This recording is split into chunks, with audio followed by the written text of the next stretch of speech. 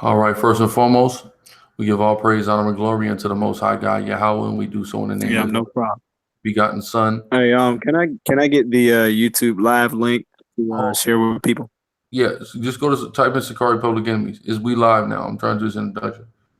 So again, we're gonna give all praise, honor, and glory. Are you on your computer?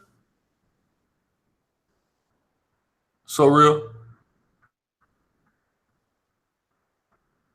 Yes.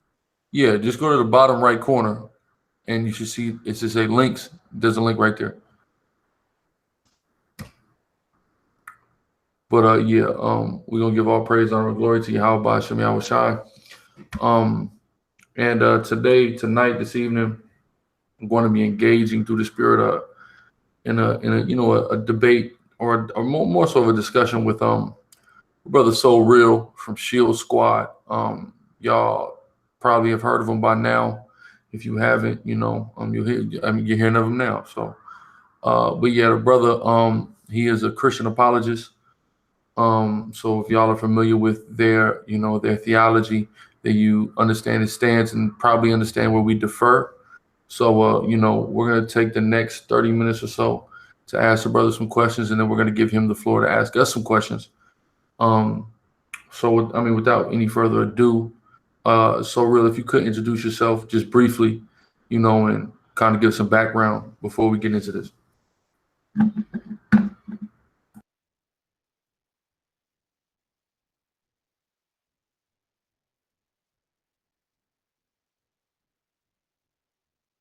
Okay, I'm sorry. My computer is just it's a little lagging. I believe you asked me for like a little introduction. Yes, sir. Hello? Yeah, introduction. Oh yeah, okay. Yeah, sure. So my name is Matthew Sully, from Pittsburgh, Steelers Nation. AKA So Real. That is my poet name. And essentially, I'm just a Christian, from the Northeast. And if it's one thing about me, like I said, I'm just I'm not a perfect person. Um, I'm very open and honest, but at the same time, very passionate about what I believe in. And my main thing is really just having a real relationship with Christ, and trying to see the world through His eyes, and to see just the narrative, and the story of just people, and how things have come to be. And I don't know, just trying to see things through God's eyes, and um I think that's pretty much it about me. Like I said, I love the Lord. And I'm really here to really try my best to expound on just the truth of Scripture, and all of its you know beauty and tapestry and narrative, and the universal message of God's love. And yeah, that's pretty much I could say about me.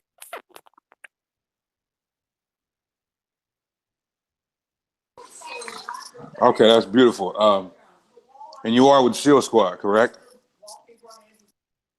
Yes, I am. Okay. Well, I guess we could. Sorry about that. We can start. All right. So without further ado, let's get into the series of questions we have. We're pretty much on the standpoints that the Gentiles who are receiving salvation are Israelites outside of Jerusalem, and also Israelites that lost their identity as well.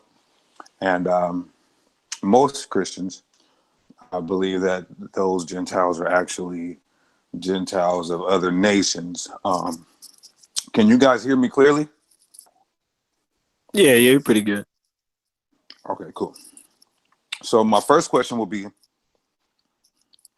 can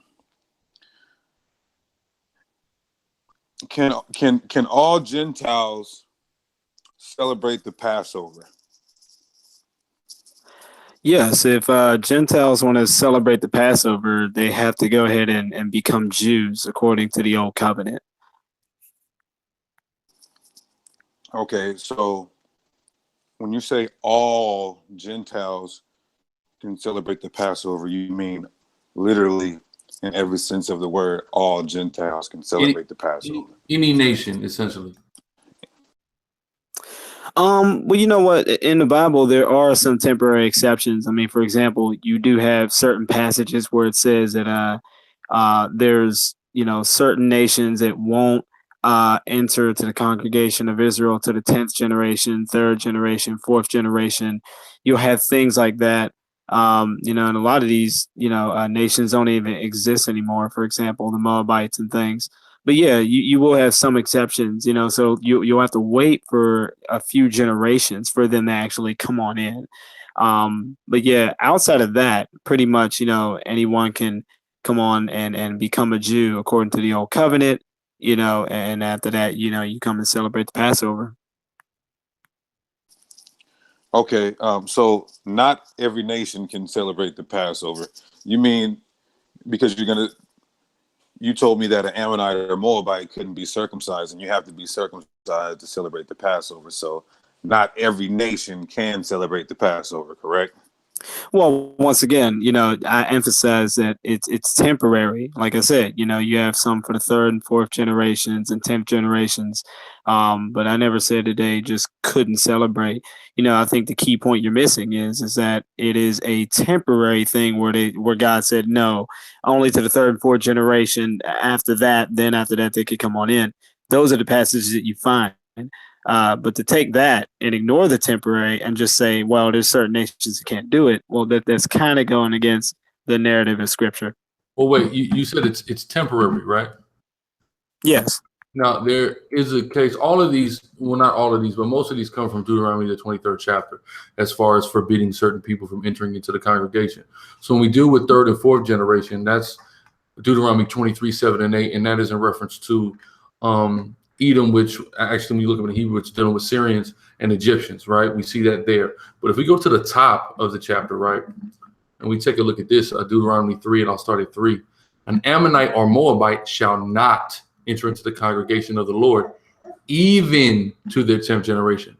So it's not saying like it says with the Edomite and the Egyptian to their third and fourth generation. It's saying here, even to the 10th generation, they still are not permitted to ever enter the congregation. And I'll give you another example of them enacting this later on in the Bible in Nehemiah 13. And I'll start at 1. It says, on that day, they read in the book of Moses in the audience of people, and therein was found written that the Ammonite and Moabite should not come into the congregation of God forever, because they met not with the children of Israel with bread and with water, but hired Balaam against him, that he should curse them. Howbeit our God turned the curse into a blessing.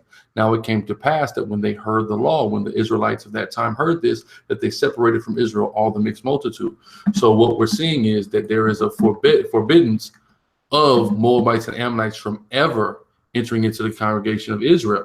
And you make the assertion that these nations don't exist anymore, but simply because they don't identify themselves as Moabites or Ammonites, it doesn't mean that they don't exist as a people, because we see here in Ecclesiastes 4 and 16 that there is no end of all the people, even of all that have been before them. They also that come after shall not rejoice in him. Surely this is also a vanity and vexation of spirit. So there is no end of all the people. These people still exist, and there are Christophanies, there are prophecies that exist in the Torah that explicitly speak to Christ having precedence and dominion over the aforementioned nations. So they can't cease to exist, because that would mean that prophecies concerning Christ were untrue, right? Let's give me that Numbers 24. Go ahead. Well, can I go ahead and respond to what you said real quick before you go on to number 24? Okay, that's perfect. Go ahead. Okay, no problem. So the first thing is that one, I wanted to notice that it kind of makes me scratch my head, even though I'm not allowed to ask questions, as to that it's funny that we're putting all these things in the old covenant, whereas the new covenant doesn't have any of these stipulations. The second thing is I will be studying the Amorites. I believe you went to Deuteronomy 23 or whatever, but I will look at it. Ammonites. Yeah, Ammonite. Right. Exactly. So I will be studying that to see exactly what that means.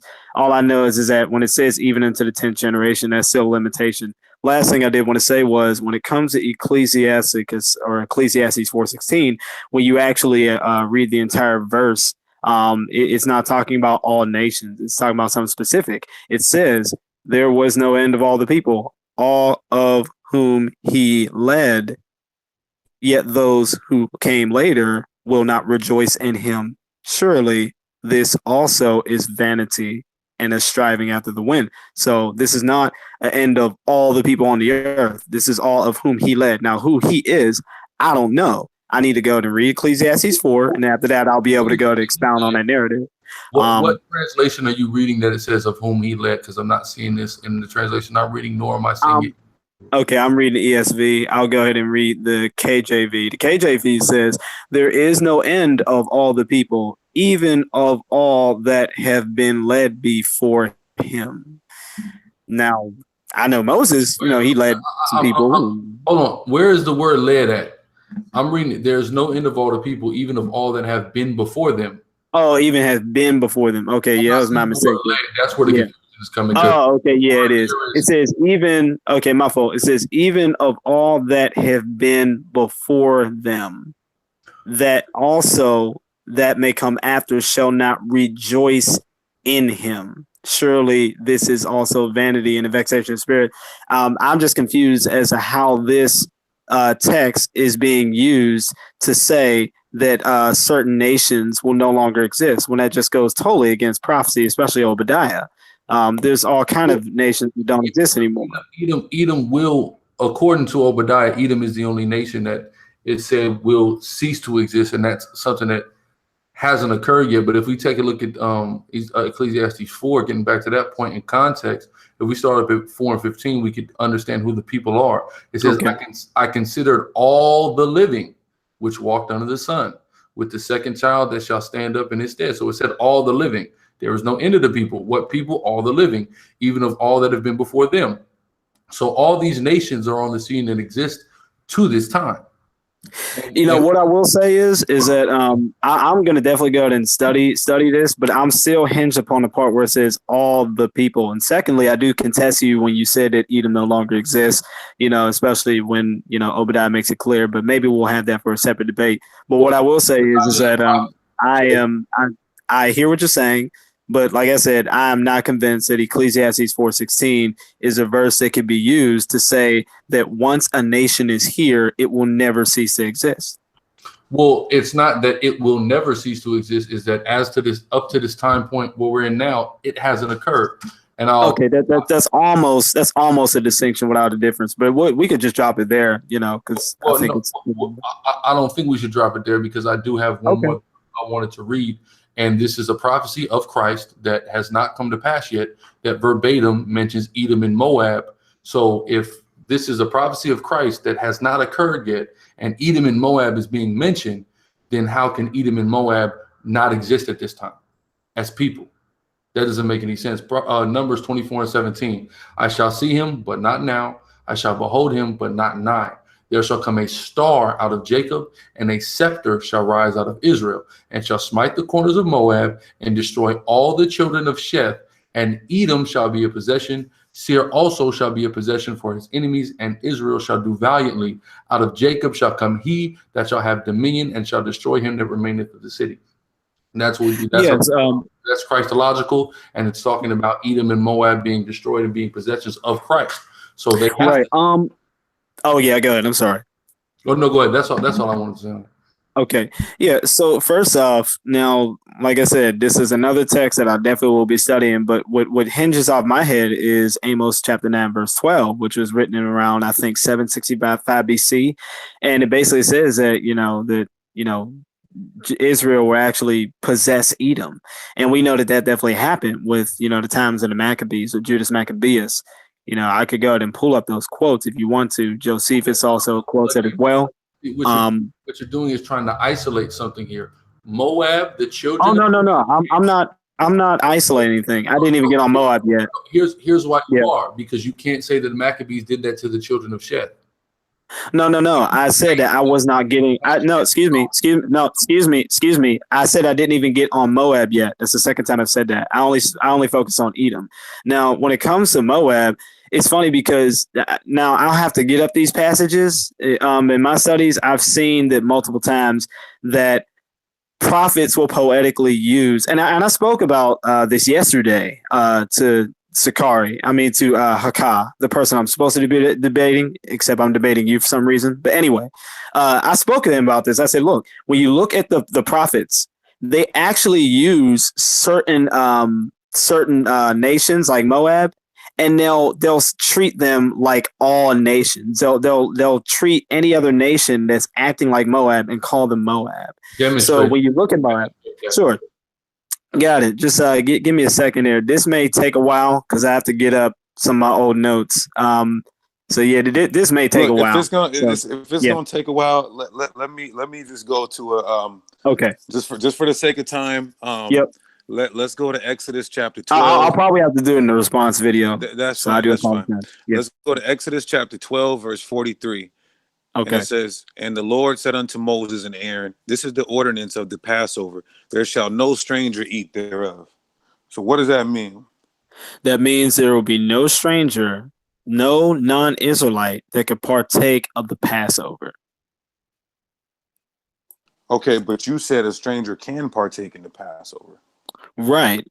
Only if he would become a Jew. That's the part you missed. Where is that at in the context here? Sure. Let's go down to verse, what is it at? 45, 48. It says this in verse 48. And when a stranger shall sojourn with thee and will keep the Passover of the Lord, let all his males be circumcised, and then let him come near and keep it. And he shall be as one born in the land, for no uncircumcised person shall eat thereof. Okay, cool. So you do know that there's one Hebrew word for stranger in verse 43, and then in verse 48, there's another Hebrew word for stranger. Do you know why that is? And you could go ahead and tell me why. Because one stranger is referred to as an Israelite foreigner, and the other stranger is referred to as a heathen. Why would he put two different words for strangers in the same context? Well, let me see. Hold on. Let me go ahead and look that up. So first it's sojourner, and that's jer. Okay, so I got that one. And now that's in verse 48. Now you said the other word for strangers in verse 40. In verse 43? It's a different word for stranger. Okay, 43. So I'm looking that up now. And it says, let's see. It says Nakah and Bain. And Nakah says, here it is. It says, foreign, alien, foreign, that which is foreign, foreign gods. And the other one simply says, let's see, 48 says, it says, sojourner, a temporary inhabitant, a newcomer lacking inherited rights of foreigners in Israel, though conceded rights. So it seems like the only reason that it's having this different word is because now this stranger is now sojourning with thee, sojourning with Israel. So now he's not just some random stranger. Now he's like a sojourner within Israel, even though he's not an Israelite. That's the reason why the verse says, and when the stranger shall sojourn with thee. So I think that's the reason why. Okay, we have to take a look at all this in context. There's very distinct reasons why different phraseology and words are used. I'm going to show you the same word that's used for a stranger that can eat, which is Strong's 8:16:16, utilized elsewhere in Torah. This is Leviticus 25:35. And if thy brother, an Israelite, be waxen poor and fall in decay with thee, then thou shalt relieve him, yea, though he be a stranger or a sojourner, that he may live with thee. So this is clearly in this context an Israelite who is being referred to as a stranger or sojourner. So that's why I said let's look at this in context. So let's look at verse 48. A stranger shall sojourn with thee, and he will keep the Passover of the Lord. Let all his males be circumcised. No, that's not the one I want. What was it? Verse 49. One law shall be to him that is homeborn and unto the stranger that sojourneth among you, right? So it's saying to treat this individual as he was born in the land, right? And it's referring to this same word as an Israelite elsewhere in Torah, because it is a foretelling that there would be Israelites that would be born outside of Israel who would come back to Israel and wouldn't live amongst Israel, but would come and sojourn with Israelites to keep the certain feasts and follow the laws. Just like you would have of any nation or group of people. Sometimes you'll have people, an American will leave America, go to China, have a baby in China, but that child still has citizenship and rights in America to come back in America and partake in the things that it means to be an American citizen. So what that's dealing with is citizenship, clearly in the context. Okay, so my response to that is that, for one, when you enter that verse that had, I think it was Leviticus, and it was saying, like, you know, don't do this to your brother, though he be a stranger.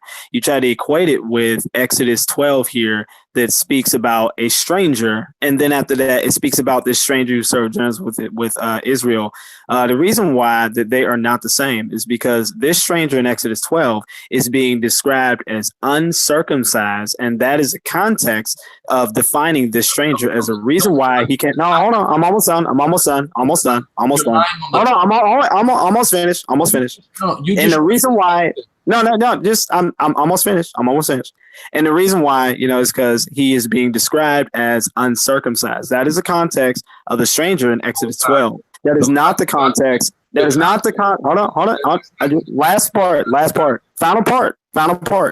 That is not the context at all that you find in Leviticus. You find that he is a brother to this Jews, but yet he is a stranger. That is the same context as the sojourner. He's in an area, right, that he's kind of like a bit of an outsider, kind of like with Leviticus. For some reason, even though he's a brother, he's a stranger, he's a bit of an outsider. It has it all to do with territory. So that's the context, it's geography. Yes, but the context in Exodus 12, where the word is mentioned, where it says the stranger that can eat, it says whether he is born in the land or not in the land. Why is he a stranger? Because he was not born in the land. It's the same thing why that word is employed there in Exodus 25 and 35. Oh, no. That's a difference. It's not circumcision. Again, verse 49, Exodus 12 and 49. One law shall be to him that is homeborn and unto the stranger that sojourneth among you. He's saying an Israelite, whether he's born in Israel or abroad, the law still counts for him.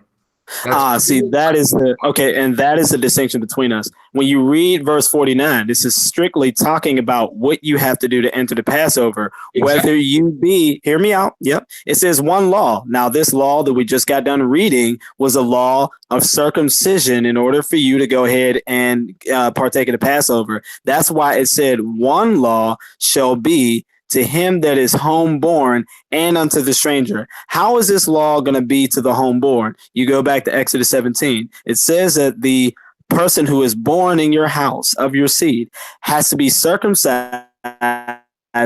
On the law of circumcision is still there. You have unto the stranger that sojourneth with you. If he wants to keep the Passover, then he has to be circumcised. It's still one law for both of them. Therefore, one law shall be to him that is homeborn, circumcised on the 8th day, and unto the stranger that sojourneth with you. Therefore, he can go to be circumcised. Come on in. That is the one law, is in context of circumcision. Exactly. To an Israelite. It's not. Once again, that's what makes. No, as we've already. Once again, that's what makes them able to actually come into the covenant. That is actually what's able to make them come into the Passover. If a Hebrew Israelite is circumcised or not, that's how you can keep the Passover. You can't keep the Passover uncircumcised, even if you are an Israelite. That's the point there. But when you see earlier, when the word stranger is there in reference to a non-Israelite, we clearly see them being forbidden from partaking in the Passover by law. That's the point that's being demonstrated to you clearly in the text. Once again, wait. But once again, before you interject, once again, look at that law. Okay, I'll make it real quick. Look at that law. This is the same law that actually makes you a Jew and enters you in the covenant according to Genesis 17. You have to be circumcised on the 8th day if you're born there. If you're not born there, then after that you have to go and be circumcised. So if you want to be a Jew, No. Why are you making ridiculous statements. No. I'm not making ridiculous statements. You have to prove that I am. No. I'm gonna excuse me. Saying, excuse me. Are you going to give me the opportunity to prove that you're making a ridiculous statement? You said Genesis 17 gives you the criteria to how to become a Jew when Judah, where the word Jew comes from, isn't born for 20 chapters. What are you talking about? That's a distinction without a difference. If I just say Hebrew, it's still the same thing. It's not about just being Hebrew. It's not about just being Hebrew either. Yes, it is. Understand the meaning of the words that you use, bro, because it makes you look foolish when you say this is how you become a Jew. When Isaac is just born. Israel is not born yet. So then what do you do with Esther 8:17? I'm becoming a Jew if Israel ain't born yet. Then what do you do with Esther 8:17 where it says that any of the Jews became Jews? That's no different than saying, okay, I was circumcised and I became a Hebrew. That's no different. It's the same law. Where in the Bible does it say circumcised means you become a Hebrew or circumcised means you become a Jew? Where is that in the Bible? Genesis 17. If you want to become a part of God's people, whatever God's people were called at that time. Excuse me, I'm going to say it one more time. I'm going to say it one more time. I'm going to say it one more time. Excuse me, I'm going to say it one more time, and then you can respond. In Genesis 17, when you are circumcised, you are becoming a part of God's people, whatever those people were called back then in Genesis 17, i.e. Hebrew, or whatever they were called during the time of Esther, i.e. Jews, or whatever time they were called after the time of Jacob, i.e. Israel. It's still one law making you a part of God's people, whether you're called a Hebrew during Abraham's time or a Israelite according after the times of Jacob or a Jew after the Babylonian captivity dispersion or whatever. It's still one law making you a part of God's people. Where this is it's a distinction without a difference. So all right, let's actually read. I'm hearing what you're saying about Genesis 17. Let me actually read it before we move on. Genesis 17 is 7. And I will establish my covenant between me and thee and thy seed. Not just any random person that gets circumcised. Thy seed, thy offspring, after thee in their generation for an everlasting covenant to be a God unto thee and to thy seed after thee. And I will give unto thee and to thy seed after thee the land wherein thou art a stranger, all the land of Canaan. That's another aspect of Israelites being strangers, in the land of Canaan for an everlasting possession, and I will be their God. Not just any random person that comes and gets circumcised. Thy seed. Go ahead, D. Okay, and once again, you go ahead and read verse 10. What is the content? Again, D had a point. I'm not going to continually argue with you about a point. You keep telling me about Genesis 17 when I actually read it. All right, let's go on. I actually read it. Right now, let's go on. And the reason why our point is substantiated because the Bible clearly tells us that Ammonites and Moabites can't enter the congregation forever. And so we clearly see it can't be saying that strangers can eat of the covenant when we clearly see that there's nations that cannot celebrate or observe Passover. So that substantiates our claim and why my question is different words used. Hold on. There's two different words used for stranger in the context. So well, once again, we already discussed why the two different words of stranger are there. I've proven my point, but yours is the one that's lacking, which leads me to the question: how can you say? And once again, the lab doesn't do anything; it doesn't prove anything, But anyway, how can you say that your point is substantiated that not everyone can enter into the covenant when the verse actually says, to even to the 10th generation? That's still a limitation. No, brother. Hold on. Before we go any further, let's just get a clarification here because I don't think you're understanding Deuteronomy 23. So I'm going to read it in context. I'm going to start from 1, right? Deuteronomy 23 and 1. He that is wounded in the stones or has his privy member cut off shall not enter into the congregation of the Lord. A bastard shall not enter into the congregation of the Lord, even to his 10th generation. So that's saying he can't enter. Even at his 10th generation, he still can't enter. Shall not enter into the congregation of the Lord. An Ammonite or Moabite shall not enter into the congregation of the Lord, even to their 10th generation, meaning even 10 generations later, they still can't. Now I'm going to skip down to 23 to demonstrate the difference. Thou shalt not abhor an Edomite, for he is thy brother. Thou shalt not abhor an Egyptian, because thou wast a stranger in his land. The children that are begotten of them shall enter into the congregation of the Lord, in their third generation. So we see Ammonite and Moabite shall not even to their 10th generation, meaning even at 10 generations, they can't enter. But we see with Edomite and Egyptian, it says they shall upon their third generation. So we see conditions here that allows them after 3 generations to enter to the congregation. But we see it says they shall not even until their 10th generation. They will never be allowed to enter into the congregation. Okay, so 2 things. Point number 1, I noticed that in verses 1 and 2, these stipulations can be on anybody, which includes Israelites. You know, it didn't say, a bastard, only the bastard is not of Israel. No, it just, hey, if you're a bastard, whether you be Israel or not, you can't enter the congregation, like, period. So verses 1 and 2 apply to anybody. Second thing is that this is slightly off topic, but it's just my own inkling of questions. With all this, who can't enter into and being Israel in the old covenant, what do you do with the new covenant? Doesn't have these stipulations. It's just makes me kind of think as to why you guys are pushing it so much. What does that have to do with the number one, the point that you're wrong about Ammonites and Moabites ever being permitted to come to the congregation? It has nothing to do with it. It has nothing to do with the question that's being presented now. You can ask that question when it's your time to ask questions, and that's fine. But we need to deal with the fact that there is clearly a prohibition on 2 different ethnic groups of people from ever entering into the congregation of the Lord.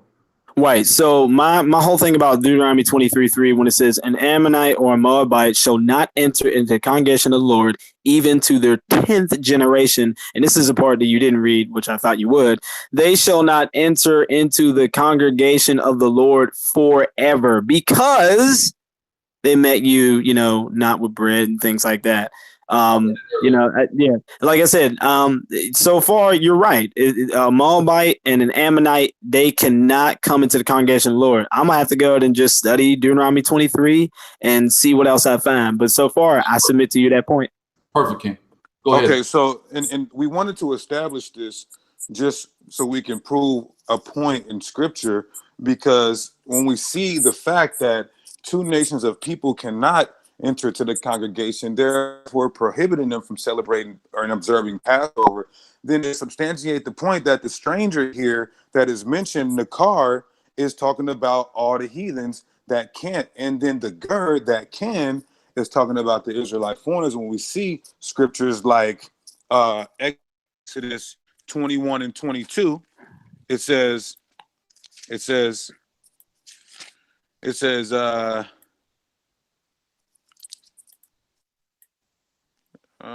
22 and 21, actually. It says, thou shalt neither vex a stranger nor oppress him, for ye are strangers in the land of Egypt. And then when we read, I'm glad you went there. And then, so what is that? What stranger is that? I wanted to vex a stranger nor oppress him. What does that mean? What stranger once is again, that? that's from, I'm going to pull that up right now. That's Exodus chapter, where's it at? 22 and 21. Okay, Exodus 22 and 21. Okay. Yeah, because this was actually part of one of my questions, but I guess I'll go ahead and just exegete the passage. It says this, thou shalt neither vex a stranger nor oppress him. Now, this stranger here is an ethnic stranger. How do we know this? Because it's actually being compared to the Israelites. Look at this with his next part. It says, for ye, now who's the ye? The ye is, the Israelites of whom God is talking to. Ye were strangers. Now, is that the same definition of stranger as the one that's being vexed? No, because it says, for ye were strangers. Now, here's the context. In the land of Egypt. So this is a definition of strangers by geographical location of they don't belong to the Egyptians, or they're not, the land of Egypt does not belong to them. That's not their land. Therefore, they're strangers in that land. And it's being compared to, almost done. And it's being compared to a actual stranger that's being vexed or oppressed, period. It just is a stranger. So those are Okay, two types. So there's never a stranger where a Israelite is a stranger by some type of ethnicness. No, they're stranger based on this context because they're in Egypt. Now, are Israelites in Egypt today? Some of them are, some of them are not. Okay, Matt. So you're telling me that it's against the law to oppress a stranger? Yes, it is. Bible. According to the Bible, you are not to vex a stranger nor oppress him. Okay, now can you read Deuteronomy 23 and 20 for me? Sure, yes. All right, Deuteronomy 23. And then get that word for usury and tell me. The NIV says it great. I know that's your favorite translation. Actually, it's not. Seeing that you never even asked me what my favorite translation was, but let's see. It's Deuteronomy 23:20, and it says, "Unto a stranger thou mayest lend upon usury, but unto thy brother thou shalt not lend upon usury, that the Lord thy God may bless thee in all thou settest thine hand in the land whither thou goest to possess it." I think it's interesting that this this verse here seems to be talking about how are you to be and act in the promised land. So you can oppress a stranger when you're in your land. No. That's what the Bible is saying. It's saying that you can oppress a stranger, but you cannot oppress your brother. Hold on. Where are you getting this? Hold on. Are you getting this from Deuteronomy? Yeah. Okay. So, because I'm confused where you're getting it. Look up the word. Yeah. Look up the word usury. See what it means. Okay. In the Greek. All right. Just give me a second. Yep. Hold on just a second. Here we go. It says here. Let's see. To bite, to pay, to give interest, to lend for interest, to give me interest, to make, to give interest. In other words, if someone borrows from you, you go ahead and give them back, plus you give interest. So it says, unto a stranger, you can lend upon usury. In other words, you can go ahead and give them something, but when they give it back to you, they got to give a little extra. But unto your brother, you shall not lend upon usury, right? That the Lord thy God may bless you in all that you said. In other words, you're not to go ahead and, do that with your brother. You can go ahead and do that with strangers. They'll go ahead and you give to strangers, right? I see you. But they'll get back good to job, you. Good job. Yeah. Because I don't know what definition he's reading. He's playing. Actually, I'm reading. Hold on, I'll tell you. Actually, I'm reading Brown, Driver, and Briggs. But yeah, that's what I see. So in other words, to the Jews, if you want someone to borrow money from you and they're not a stranger, they can borrow money from you, but hey, make sure they give back interest.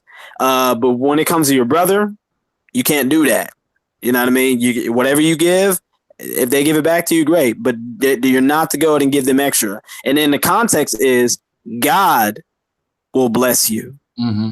Oh, yeah. Okay. Let's just read this strong definition real quick. It says to strike with a sting as a serpent. That's what it says to this word for usury is to strike with a sting as a serpent. So we can strike non-Israelites with a sting as a serpent. Figuratively, what does that mean? Figuratively, to oppress with interest on a loan.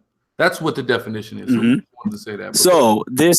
According to the context of verse 20 in Deuteronomy 23, there is no striking if you're going to go ahead and lend. There is no way to physically strike anyone. Now it does say figuratively. It says figuratively to oppress with interest on a loan. So according to Strong's, you're basically going to go ahead and that'll be a type of oppression according to Strong's. Now, according to Brown, Driver, Briggs, that's basically non-existent in a lot of other ones. Also, question: have you ever heard of something called a predatory loan? Yes, I have. Okay, so is that a form of oppression if you were to give somebody what they would call a predatory loan? It could be, depending on the context. Yeah. Okay, cool. So would you say because oftentimes you hear the terminology like a loan shark. A loan shark is a predator. Would not also a serpent be a predator? So wouldn't this be like a predatory loan? Yeah, I do see what you're saying, but the problem is no animals are mentioned in this passage, and also no form of oppression is mentioned in this passage. No, well, an animal is not mentioned in the passage, but the Hebrew word that's utilized here literally means to bite, which is what animals do to their prey.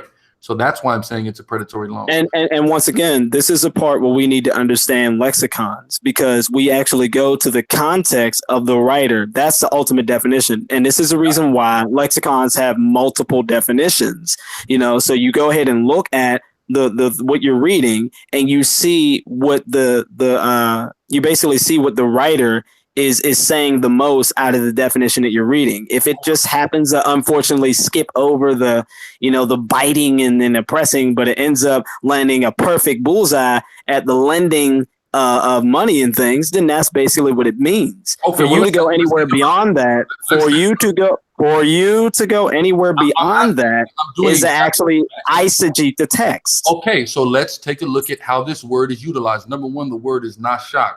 The root of that word is the Hebrew word sh or the shin, which literally in Paleo Hebrew is teeth. That's what that is a root word fallacy. It's not a root word. Yes, it is. It's not a root word fallacy. I'll explain why it's not a root word fallacy, because this is dealing with Hebrew. You cannot employ root word fallacies in the English language to the Hebrew language. I repeat myself, sir. That is literally a root word fallacy. You need to definitely study Michael Heiser to actually break this down to you. This is linguistic basics. This is incredible. It's not linguistic basics. You're not a linguist, are you? Yes, it is. Yes, it is. It's a no. Are you a linguist? No, then you can't make. No, well, neither are you. There is no qualification for me to be a linguist in order for me to say something that basic. I am a linguist. Okay, then what languages do you know? Hebrew, Paleo Hebrew. And not only that, but once again, where is it that you have to qualify? Excuse me. Wait a minute. Where is it that you have to qualify? All right. Moving on. I'm not going to do that. You said in order to define what the context of that word is to take a look at how that word is used. As I attempt to do that, what do? You're changing the subject. Stop doing that. You're not going to talk over me on my goddamn YouTube channel. That's what you're not going to do. Ridiculous, man. Act like a grown-ass man for once in your life. That's a linguistic fact. You can't. Excuse me. I'm not changing the subject. You need to just go. I'd rather you. Excuse me. I'd rather you prove that. Excuse me. Instead of just saying things, I'd rather you go ahead and just prove it. You know, I would never say that about you. If you would shut up, I would prove it. Just shut up. Excuse me. Excuse me. I'd rather you prove things instead of saying things. Again, if you would shut your damn mouth, I would prove it. Excuse me. That's highly disrespectful. I respected you the whole time. It's disrespectful. No, excuse me. It's disrespectful. No, excuse me. It's disrespectful. It's disrespectful for you to ask me to do something, and then when I try to do it, attempt to talk excuse over me. It's disrespectful for you to actually put a qualification on something that doesn't. Here's what's disrespectful: for you to say "excuse me" like a faggot, like an effeminate faggot. Nigga, you're not gonna be in my goddamn channel doing none of that, bro. No, excuse me, sounding like a bitch. Shut your goddamn mouth, nigga. Sounding like your mama. I'll smack the dreads off your head, boy. So let me further prove what this word bite means. Genesis 49:17. Dan shall be a serpent by the way, and an adder in the path that biteth the horse's heel. Does that sound good? What about Numbers 21:6? And the Lord sent fiery serpents among the people, and they bit the people. This is what a serpent does to somebody. God said that we can do a serpent-like thing to non-Israelites. That's the point. Numbers 21:8. And the Lord said unto Moses, make thee a fiery serpent and set it upon a pole, and it shall come to pass that everyone that is bitten, when he looketh upon it, shall live, because they were bitten by a serpent that was vexing and oppressing and being predatory towards them. Period. And that's the same word used for usury. But of course, he wants to keep talking because he's been getting cut this whole time. It's funny. A brother just sent me a text message, and I like to read it briefly. Act more emotional than a woman, man. That's incredible. Let's see what the brother texted me. He said, the quotes, here's some of the quotes that Ssoreal made tonight. I'm going to have to study that. I'll have to make a response video. All that equals is I lost the debate. You have already conceded the debate because you have already admitted, number one, one of your predominant points in this was, oh, well, the 10th generation means after 10 generations. Then you eventually had to concede it. You've already been proven wrong here tonight. And it's ridiculous. We can't even get through the, we're on what, question 3 in 30 minutes? No, Because we're on all you're question doing one, is really. filibuster. You said what? This is question 1. This is question 1. So, well, this is the second one now because we went to Deuteronomy 23. So we're in 2 questions in 30 minutes because all this thing can do is go is filibuster to go, excuse me. What type of a self-respecting heterosexual black man talks like that?